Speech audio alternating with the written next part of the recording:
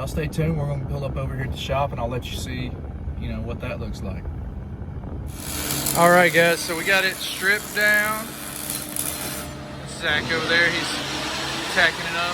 Frame, we use that back, the gate off of the back. You'll have to just bear with me, guys, because we're in a machine shop, so there's a lot of that going on.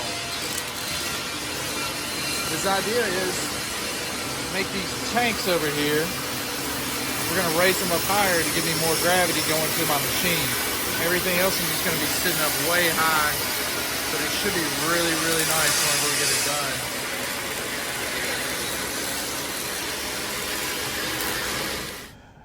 All right, guys, so right here, we're just kind of getting everything adjusted, trying to figure out where everything's gonna sit for a little while anyway, where that main tank was gonna go.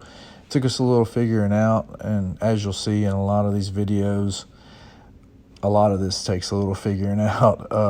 It's just kind of set it up, see how it works.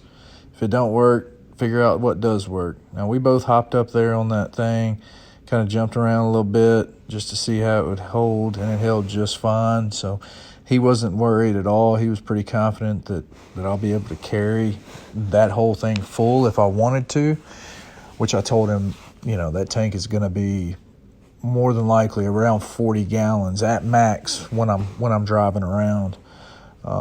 You know, it's pretty cool watching guys, you know, do what they are really competent at, and he is an amazing welder and amazing fabricator in general, so I trusted him completely. It was a lot of me standing around just kind of, yep, looks good. Yeah, that looks good. I like that. You know, I just kind of trusted what he had to say. He's dealt with doing some different rigs for like spray rigs and stuff like that, so he kind of had an idea of what he wanted to do, and he gave us about, I don't know, I'd say about 30% extra square footage on our trailer just by adding that little bit. And the only weight we really added to it was the little bit of steel that he used to brace it and raise it up there. So I'm very happy with what he did.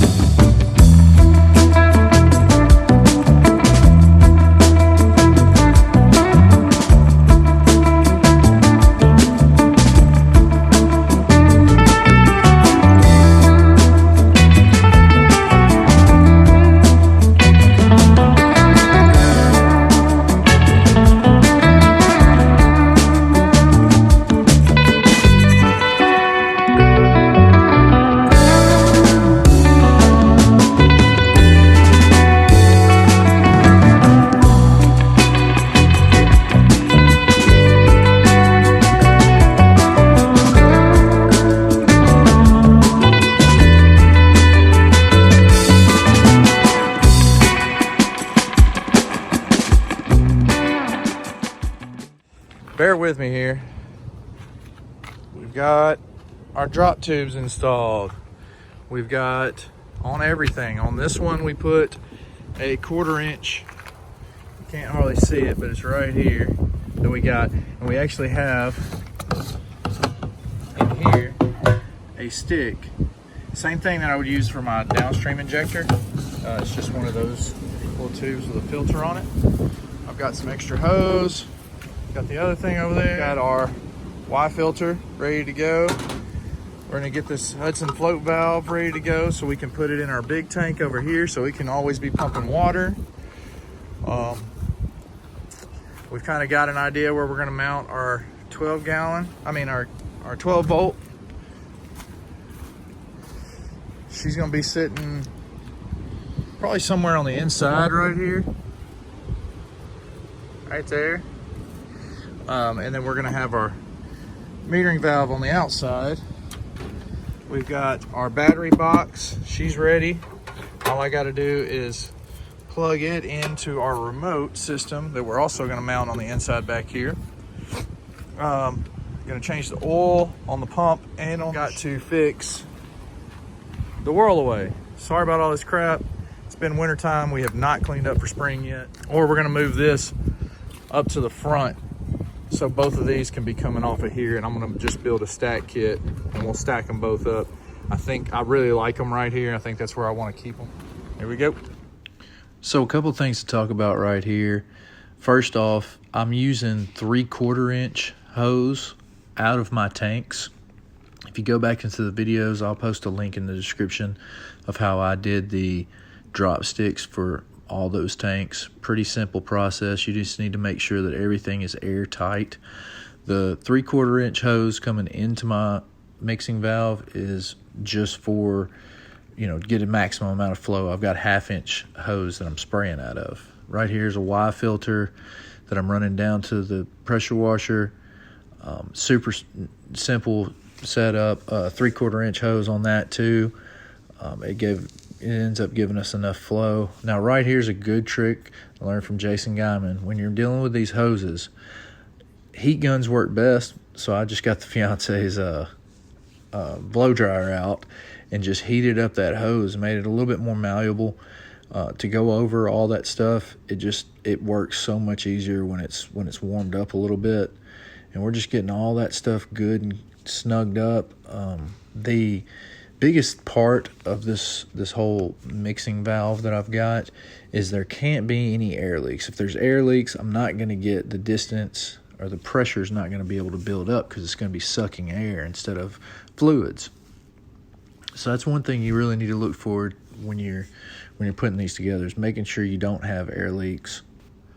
Again, this is just a lot of getting everything lined up the way that you think it should go, and then it doesn't work out, so you have to figure out what will. Just kind of adjust and go. I like to be able to have everything in front of me a little bit to see what I'm working with and see what is going to make the most sense.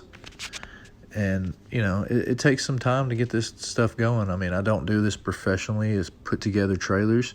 This is my first project, so it took me a little bit to figure it out. All right, guys, so we're putting a little water in our tank. We put just a little bit of water in the 50-gallon. Now we're gonna fill up our soap tank with some water as well. I've got some southern slang that I'm gonna throw in there. But we're gonna prime this up, make sure she's working all right. So now we're priming up right here. Priming up our water line. We got it turned on. Like we're sucking water. And we're shooting water.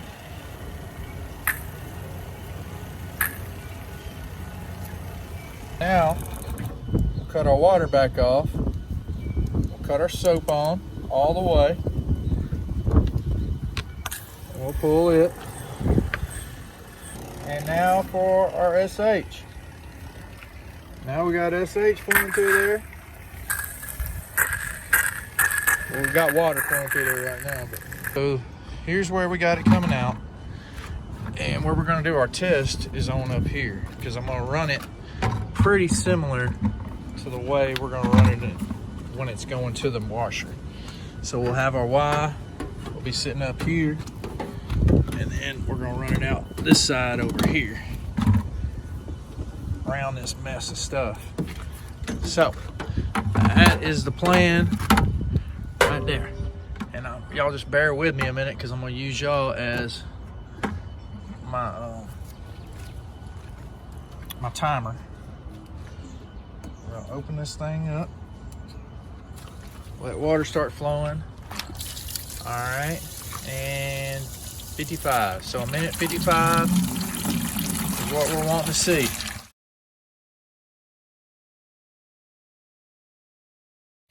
All right, time. So, got our ball valve off over here. So that's what we're looking at.